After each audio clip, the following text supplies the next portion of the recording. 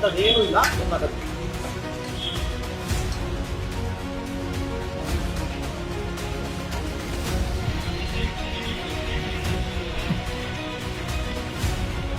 ಮಾಜಿ big boss ಸ್ಪರ್ಧಿ Rajat ಹಾಗೂ ವಿನಯ್ ಗೌಡ ಅವರು ಮಚ್ಚು ಹಿಡಿದು ರೀಲ್ಸ್ ಮಾಡಿದ ಪ್ರಕರಣದಲ್ಲಿ ಕೆಲ ದಿನಗಳ ಹಿಂದೆಯಷ್ಟೇ ಜೈಲು ಪಾಲಾಗಿದ್ರು.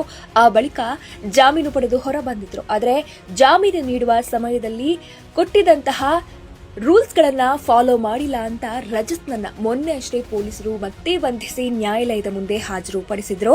ನ್ಯಾಯಾಲಯವು ರಜತ್ಗೆ ಏಪ್ರಿಲ್ 29ರವರೆಗೆ 14 ದಿನಗಳ ನ್ಯಾಯಾಂಗ ಬಂಧನ ವಿಧಿಸಿತ್ತು. ಆದರೆ ನಿನ್ನೆ ರಜತ್ಗೆ ಜಾಮೀನು ನೀಡಲಾಗಿದೆ. ಮೊನ್ನೆ ಬೆಂಗಳೂರಿನ 24ನೇ ಎಸಿಎಂಎಂ ನ್ಯಾಯಾಲಯದ ಮುಂದೆ ರಜತ್ನ ಹಾಜರುಪಡಿಸಲಾಗಿತ್ತು. ಕೋರ್ಟ್ನ ಆದೇಶ ಉಲ್ಲಂಘನೆಯನ್ನ ಮೊದಲ ಡೇಟ್ನಲ್ಲೇ ಮಾಡಿದ್ದಾರೆ. ಇವರಿಗೆ ಬೇಲ್ ನೀಡುವಾಗ ಹಾಕಿದ್ದ ಕಂಡೀಷನ್ ಅನ್ನ ಉಲ್ಲಂಘನೆ ಮಾಡಿದ್ದಾರೆ. ನ್ಯಾಯಾಲಯಕ್ಕೆ ಹಾಜರಾಗಬೇಕು ಎಂದು ಷರತ್ತಿನಲ್ಲಿ ಇತ್ತು. ಆದರೆ ಅದನ್ನ ಫಾಲೋ ಮಾಡುವುದಾಗಿ ಹೇಳಿದ್ರು. ಆದರೆ ಪಾಲಿಸಿಲ್ಲ ಎಂದು ಪೊಲೀಸರ ಪರ ವಕೀಲರು ಮೊನ್ನೆ ವಾದ ಮಂಡಿಸಿದ್ರು. ಇದೇ ಕಾರಣಕ್ಕೆ ಆರೋಪಿಗೆ ಏಪ್ರಿಲ್ 29ರವರೆಗೆ ನ್ಯಾಯಾಂಗ ಬಂಧನ ವಿಧಿಸಿತ್ತು. ಆದರೆ ನಿನ್ನೆ 24ನೇ ಎಸಿಎಂಎಂ ಕೋರ್ಟ್ನ ಮುಂದೆ ಅರ್ಜಿ ಹಾಕಿದ ರಜತ್ ಪರ ವಕೀಲರು ವಾದ ಮಂಡಿಸಿ ರಜತ್ಗೆ ಜಾಮೀನು ಕೊಡಿಸುವಲ್ಲಿ ಯಶಸ್ವಿಯಾಗಿದ್ದಾರೆ. ರಜತ್ಗೆ ಇಂದೇ ಪರಪ್ಪನ ಅಗ್ರಹಾರ ಜೈಲಿನಿಂದ ಬಿಡುಗಡೆ ಆಗುವ ಸಾಧ್ಯತೆ ಇದೆ.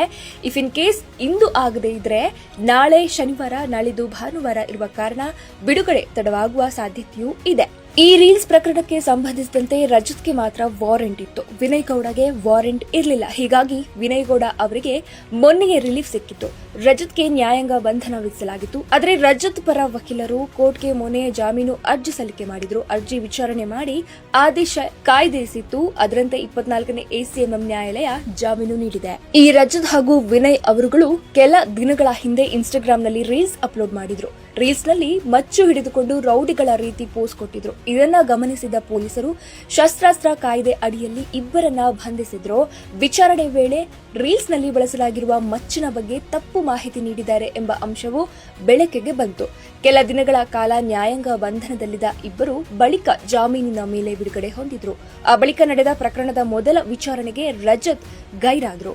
ವಿನಯ್ ಹಾಜರಾದ್ರು. ವಿನಯ್ಗೆ 500 ರೂಪಾಯಿ ದಂಡ ಹಾಕಿದ ನ್ಯಾಯಾಧೀಶರು ಷರತ್ತು ಉಲ್ಲಂಘಿಸಿದ ರಜತ್ಗೆ 14 ದಿನಗಳ ನ್ಯಾಯಾಂಗ ಬಂಧನ ವಿಧಿಸಿದ್ರು. ಆದರೆ ಒಂದೇ ದಿನಕ್ಕೆ ಮತ್ತೆ ರಜತ್ ಅವರಿಗೆ ಜಾಮೀನು ದೊರೆತಿದೆ.